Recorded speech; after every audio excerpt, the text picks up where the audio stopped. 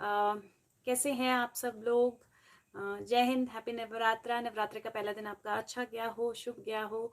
और आज हम बात करेंगे नवरात्रों की। थोड़ा सा मैंने होमवर्क किया है, कुछ कुछ कुछ कुछ पॉइंट्स मैंने निकाले हैं।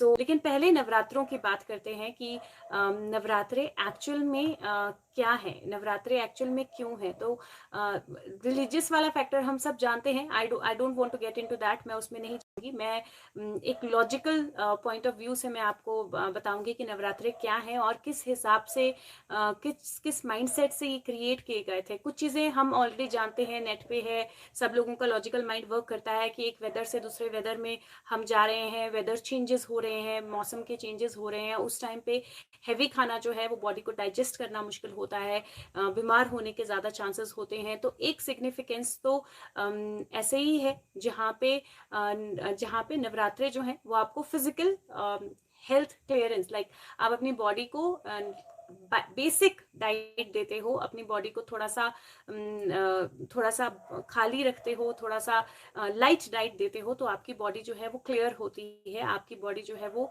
क्लिंज होती है अंदर से। तो वो पहला तो नवरात्रों का मेन मकसद जो है वो क्लिंजिंग ही है।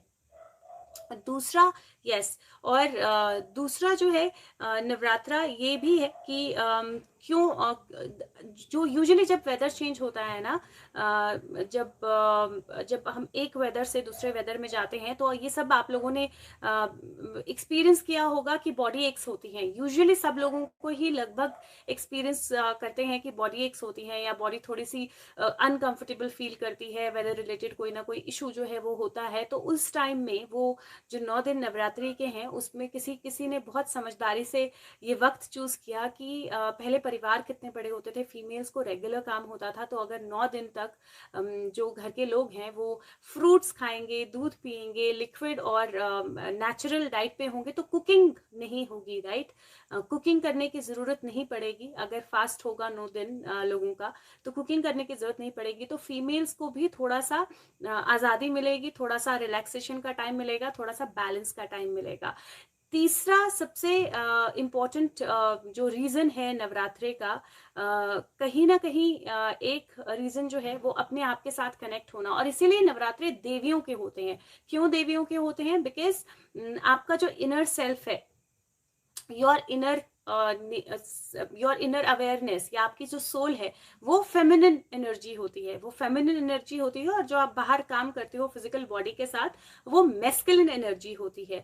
लेकिन क्योंकि नवरात्रों का टाइम है जिसमें आप फास्ट रखते हो, आप रोज पूजा करते हो, पाठ करते हो, मेडिटेट करते हो, तो आप अपनी जो फिजिकल बॉडी के अंदर जो आपकी सोल है, आप उसके साथ कनेक्ट करते हो, आप अपनी फेमिनिन एनर्जी के साथ कनेक्ट करते हो, आप अपने डाइजेस्टिव सिस्टम, अपने इंटरनल जितने भी सिस्टम्स हैं उनको आप एक तरह से रिजुविनेट करते हो। तो आप इंटरनली अपने ऊपर काम कर रहे हो, आप एक्सटर्नल काम नहीं कर रहे हो, आप इंटरनल अपने ऊपर काम कर रहे हो।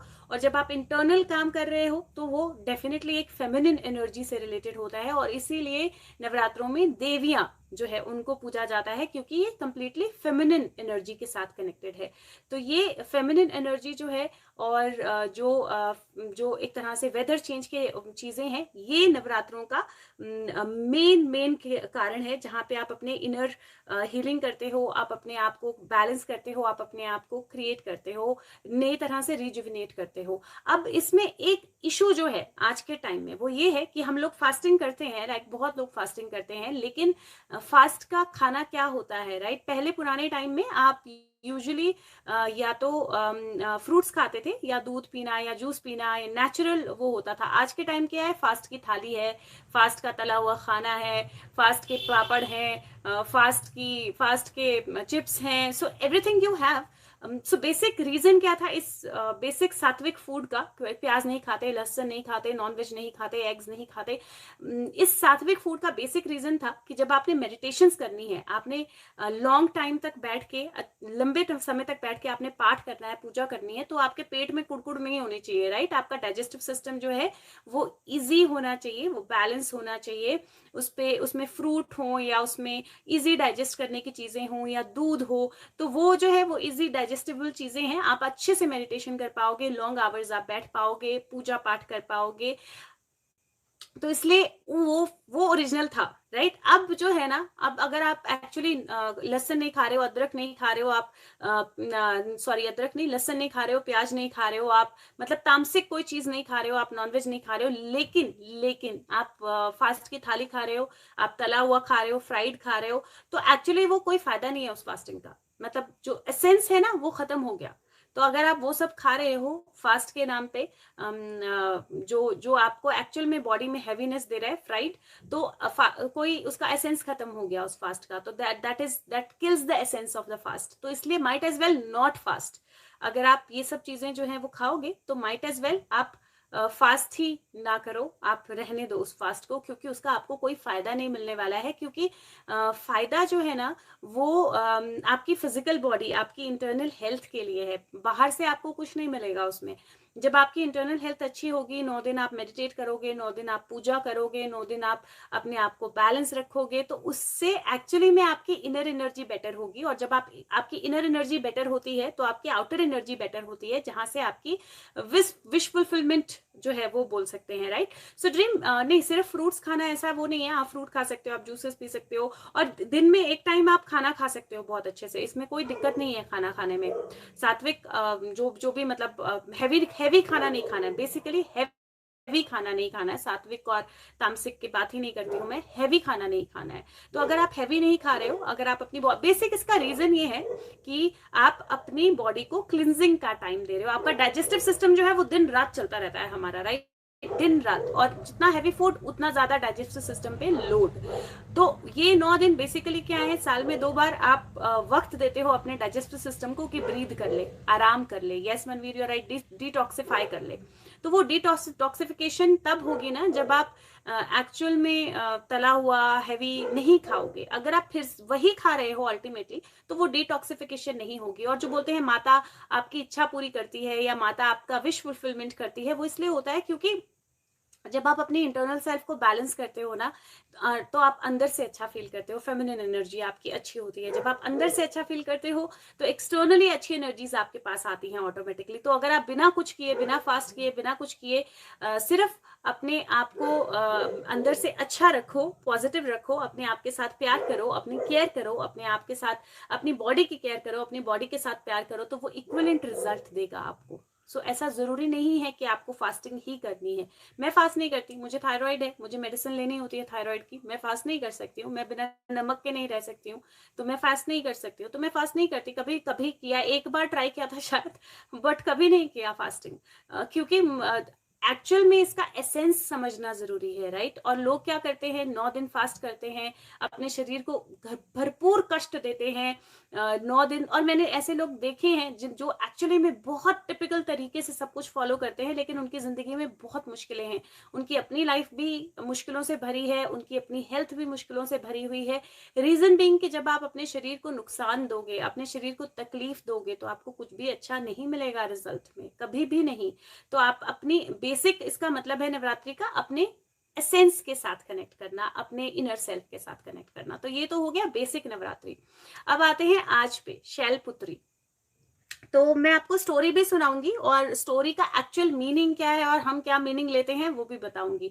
तो शैलपुत्री जो माता का फर्स्ट डे का रूप है, नवरात्रि का पहले दिन का, उनको शैलपुत्री कहा जाता है क्योंकि वो हिमालय की पुत्री थी, राइट। और वो पास्ट बर्थ में सती थी, पिछले जन्म में वो सती थी, और सती का रीबर्थ हुआ था एज शैलपुत्री। तो पहली जो स्टोरी है उसमें एक्चुअली रीबर्थ की स्टोरी ही आती है, उसमें एक्चुअली उनके पिछले जन्म की स्टोरी ही आती है जब वो सती थे। और वो स्टोरी क्या है, वो स्टोरी ये है कि जब वो सती थे और जब जब उन्होंने शिव के साथ ब्याह कर लिया था, शादी कर ली थी, और उनके फादर ने दक्ष प्रजापति ना, उनके फादर ने एक हवन रखा था या यज्ञ रखा था, और उसमें शिव जी को इन्वाइट नहीं किया था। सारे देवी देवता, सारे लोग, सब इन्वाइटेड थे, पर शिव जी इन्वाइटेड नहीं थे उसमें, और पार्वती भी इन्वाइटेड नहीं थी उसमें। और बिकॉज पार्वती को बहुत ज्यादा एक तरह से अजीब लग रहा था, she was not feeling comfortable, उनको अपनी फैमिली की याद आ रही थी, उनको लग रहा था कि मुझे को होना चाहिए वहां पे, she was not feeling at home basically, क्योंकि उनके घर में कुछ हो रहा है और उनको नहीं बुलाया गया है। तो इन दैट केस क्या हुआ, जो पार्वती जी हैं उन्होंने शिव जी को बोला कि मुझे जाना है। शिव जी ने उनको बोला कि इनवाइटेड नहीं हूं मैं, तो तुम्हें भी नहीं जाना चाहिए। लेकिन पार्वती ने बोला मुझे जाना है, और पार्वती जी चली गई। अब पार्वती जी वहां चली तो गई, लेकिन क्योंकि अनइनवाइटेड गई थी, she did not feel at home there also. उनको वहां पे भी अपनापन नहीं लगा, किसी ने उनको अच्छे से ग्रीट नहीं किया, किसी ने उनको अच्छे से मतलब वो नहीं किया, स्वागत नहीं किया, प्यार से बात नहीं की। तो वो इतना ज्यादा डिस्कम्फर्ट हो गई, या इतना ज्यादा गिल्ट उनको आ गया, रिग्रेट उनको आ गया कि मैं शिव जी से भी लड़के आई, और मैं यहाँ पे भी मेरा कोई इज्जत नहीं कर रहा है, कुछ नहीं कर रहा है। तो सती ने क्या किया, उन्होंने हाँ सॉरी शैना, सती। तो सती ने क्या किया, उन्होंने एक्चुअली अग्नि में छलांग मार दी, और अग्नि में छलांग मार के अपने शरीर को जला लिया। फिर बाकी की स्टोरी तो वो हम सबको पता है कि शिव जी गए, उन्होंने उठाया। बट ये जो स्टोरी है ना, इसका what is your learning out of this story? पहले मुझे ये जानना है कि आपकी लर्निंग क्या है स्टोरी में, कि सती माता को जब शिव जी ने मना किया और फिर से वो चली गई, और वहां पे उन्होंने जो भी देखा और अपने आप को अग्नि में जला दिया। तो आपकी हाँ, शिव की भी, यस, शिव की भी इंसल्ट की थी शायना, और वो यज्ञ भंग भी हो गया था, उसको पूरा नहीं किया करने दिया गया। फिर शिव ने उनको पूरा नहीं करने दिया, तो वो यज्ञ भंग भी हो गया। लेकिन बेसिकली इस स्टोरी का व्हाट इज द एसेंस? आपको इससे क्या सीख मिलती है? What is your learning out of this story? आपकी लर्निंग क्या है इस स्टोरी की? What do you take away from this story? आपका टेक अवे क्या है इस स्टोरी से? क्योंकि ये जो नवरात्रे है ना, हर 9 दिन की स्टोरी में एक टेक अवे है। If someone close to you advises something, then please listen to it. Okay? Anything else? What else? What else is a takeaway from this story? Ego, खुद की रिस्पेक्ट। ओके, सो एक take away जो मुझे लगता है, जो मुझे समझ में आता है इस स्टोरी से, और don't go where you are not invited. Okay, yes, you guys, all of you are right. Even small girls like me who are worshipped like goddess. Okay, self respect. Okay, so yes, learn to be home with yourself, love for yourself and sacrifice. Okay, so yes, I think Jayashri, that's where I would agree the most. It is actually learn to be home with yourself. It is actually अपने आप में comfortable feel करना, अपने आप में complete feel करना, feel at home. ये जो फर्स्ट स्टोरी है ना, ये आपके रूट चक्रा के साथ कनेक्ट होती है, आपके बेस चक्रा के साथ, आपके मूलाधारा के साथ कनेक्ट होती है। It is feeling at home. क्या हुआ, वो क्योंकि उनके घर में कुछ हो रहा था, वो शिव जी के साथ थी, उन्होंने अपनी चॉइस की थी, या वो शिव जी के साथ थी, लेकिन उनको फील एट होम नहीं हुआ। उनको लगा कि मैं वहां नहीं हूं, मेरे घर में कुछ हो रहा है, मैं यहाँ कंफर्टेबल फील नहीं कर रही हूँ। तो उन्होंने अपने आप में कंफर्टेबल फील नहीं किया, और फिर वहां गई तो वहां पे भी उन्होंने अपने आप में कंफर्टेबल फील नहीं किया। तो उनका जो रूट चक्रा, जो बेस चक्रा था, वो उस वक्त पे एक्चुअल में बैलेंस्ड नहीं था। और अगर आप फील एट होम करते हो, अगर आप अपने आप में कंफर्टेबल होते हो, तो आपको एक्चुअल में फर्क नहीं पड़ता है कि कहाँ क्या हो रहा है। इमोशनल बैलेंस, कुछ चीजें जो मैंने नोट की थी शैलपुत्री की कहानी में, कि शैलपुत्री जो है, इनको एक्चुअली में चंद्र दोष निवारण के लिए यूज किया जाता है, या चंद्र दोष निवारण करती हैं ये। तो इमोशनल बैलेंस, आई थिंक एक फर्स्ट लर्निंग जो है हमारी स्टोरी से है, वो है इमोशनल बैलेंस। क्योंकि अगर वो अपने आप को इमोशनली बैलेंस कर लेती फर्स्ट स्टेज में, तो सेकंड स्टेज नहीं होती। और सेकंड स्टेज में भी अगर वो अपने आप को इमोशनली बैलेंस कर लेती, तो उस वक्त ऐसा नहीं होता कि उनको छलांग मारनी पड़ती, या वो आत्महत्या एक पाप होता है, राइट? तो आत्मदाह करती या आत्महत्या करती, और उसके बाद वो यज्ञ भी नष्ट हुआ, वो सब कुछ, और that led to many other things. ऐसा नहीं कि वो एक चीज पे ही रुक गया, क्योंकि वो हवन जो है उसका नष्ट होना और बाकी सारी चीजें होना, उसकी वजह से और बहुत सारी चीजें हुई, बहुत सारे इल इफेक्ट्स हुए कॉन्टिन्यूस, जिसकी वजह से और बहुत सारी स्टोरीज बनी। लेकिन बेसिक रीजन था कि वो इमोशनली बैलेंस्ड फील नहीं कर रही थी, वो अपने आप में कंप्लीट फील नहीं कर रही थी। तो ये जो यस रजनी कभी भी कर सकते हैं रूट चक्र मेडिटेशन, लेकिन इसका बेसिक टेक अवे जो है वो ये है कि आपने शयना अग्नि में समाधि लेना वो एक अच्छा वर्ड है बोलने का कि आपने अपने आप को जला दिया, तो बेसिकली आपने क्या किया, you actually killed your own self, right. आपने जिंदा होते हुए अग्नि में छलांग मार दी, या आपने अग्नि को अपने शरीर के ऊपर ले लिया, तो basically what did you do, आपने अपने आप को खत्म कर दिया। तो that is actually suicide in in actually actual words. और यस, अपना एंगर कंट्रोल करना Manveer, yes, emotional balance. Basically अगर आप अपने सारे इमोशंस को कंट्रोल कर लो, या आप अपने सारे इमोशंस पे बैलेंस कर लो, तो आप शैलपुत्री हो, क्योंकि शैलपुत्री इज हिमालय की बेटी। Himalaya is what, strength. Himalaya is strength, Himalaya is feeling at home. Himalaya कितना स्ट्रांग है, उसको हिला सकते हैं आप अपनी जगह से। That's feeling at home, that's being in your self, that's root चक्रा।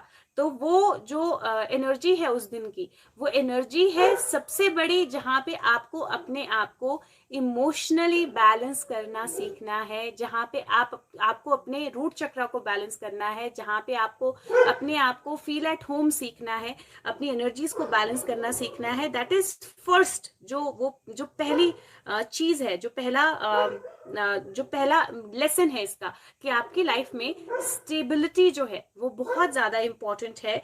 और स्टेबिलिटी के साथ अपने इमोशन को बैलेंस करना जो है वो बहुत ज्यादा इंपॉर्टेंट है। और ये जो है, ये फर्स्ट लेसन है आपके फर्स्ट डे का, फर्स्ट नवरात्रे का फर्स्ट लेसन जो है, दैट इज दिस। या सो दैट्स द इंटरप्रिटेशन जो मुझे समझ में आती है फर्स्ट डे की, फर्स्ट डे के मीनिंग से और नवरात्रों के मीनिंग से। जो मुझे समझ में आता है कि नवरात्रों का बेसिक मतलब है अपने आप के ऊपर, अपनी इनर सेल्फ के ऊपर, अपनी फेमिनिन एनर्जी के ऊपर, अपनी अवेयरनेस के ऊपर, अपनी इनर एनर्जीज के ऊपर, अपनी इंट्यूशन के ऊपर, इन पे वर्क करना। जरूरी नहीं है आप व्रत रखो, जरूरी नहीं है आप सिर्फ फलाहार करो, जरूरी नहीं है आप कुछ क्या खाओ और क्या नहीं खाओ। क्या जरूरी है, जरूरी ये है दैट आपको अपने आप को बैलेंस रखना है, आपको अपनी एनर्जीज को बैलेंस रखना है, आपको अपने इमोशंस को बैलेंस रखना है, आपको एक्चुअली बहुत ज़्यादा ऐसी एनर्जी में होना है जहाँ पे आपका रूट जो है, आपका रूट चक्रा जो है वो बैलेंस्ड है, वो ओपन है, वो एनर्जाइज्ड है। और आप कोई भी ऐसा स्टेप ना लो जो आप गुस्से में ले रहे हो, क्योंकि वो थी देवी सती माता, लेकिन वो उस वक्त ह्यूमन रूप में थी, राइट। तो इसीलिए वो ह्यूमन माइंड जो है वो उनपे हावी हो गया और उन्होंने गुस्से में वो स्टेप लिया, लेकिन वो स्टेप एक्चुअल में सही नहीं था, राइट, क्योंकि उस स्टेप से और बहुत कुछ हुआ जो नहीं होना चाहिए था। तो इसलिए exactly that is my interpretation of Navratras. मेरी इंटरप्रिटेशन है ये नवरात्रास की, और मेरी इंटरप्रिटेशन है ये फर्स्ट नवरात्रा शैलपुत्री की। तो अब आप मुझे क्वेश्चंस पूछ सकते हो, और आप मुझे बता भी सकते हो if you have to tell anything. Angels से बोल सकते हैं कि प्लीज मुझे हील कर दो। बिल्कुल शायना बोल सकते हैं, एंजल्स हेल्प करते हैं। सती अवेकंड नहीं हुई थी अपनी पावर से। यस, सती अवेकंड नहीं हुई थी, क्योंकि अगर वो अवेकंड होती तो वो ये मैसेज ही नहीं दे पाती ना। अगर वो अवेकंड होती तो वो एक्चुअली ये काम करती ही नहीं, क्योंकि वो कंफर्टेबल होती है अपने आप में। और एक और चीज जो है ना, वो बहुत ज्यादा जरूरी है, दैट इज कि आपको ये सारी जो स्टोरीज हैं इनके पीछे बहुत स्ट्रॉन्ग इंटेंशंस हैं। इनके पीछे जैसे एक चीज जो मुझे और समझ में आई कि इस स्टोरी को बहुत ज्यादा लोग किस तरह से इंटरप्रेट करते हैं। बहुत सारे लोग इस तरह से इंटरप्रेट करते हैं, या इस तरह से आज के टाइम में, या एक जनरेशन पीछे अगर मैं बोलूँ तो इस तरह से बताई जाती है कि अपने पति की बात सुनो। सती ने पति की बात नहीं सुनी इसलिए ऐसा हुआ, सती ने अपने पति की बात नहीं मानी इसलिए ऐसा हुआ, which is not the right way. ये सही तरीका नहीं है इसको इंटरप्रेट करने का। ये ऐसा नहीं है कि पति की बात नहीं मानी इसलिए वो वहां गई, वो अपने आप में कंफर्टेबल नहीं थी, उनकी अपनी एनर्जी कंफर्टेबल नहीं थी। और पति इस केस में मैस्कुलिन एनर्जी की बात की जाती है, जो आपकी अपनी मैस्कुलिन एनर्जी है, जो ओवर पावर हो गई, mind over matter, mind over soul, जो ओवर पावर हो गई, और इसकी वजह से उन्होंने वो डिसीजन लिया। तो इसको एक्चुअली में क्या है कि हमारी जितनी भी स्टोरीज है ना, हमारी जितनी भी रिलीजियस चीजें हैं, जितनी भी रिलीजियस कहानियां हैं, इनका एक्चुअल में मीनिंग कुछ और है, and they have been interpreted in such a different way. वो बेसिकली मेल और फीमेल के उसके ऊपर ही सब कुछ इंटरप्रेट कर दिया गया है, विच इज नॉट राइट।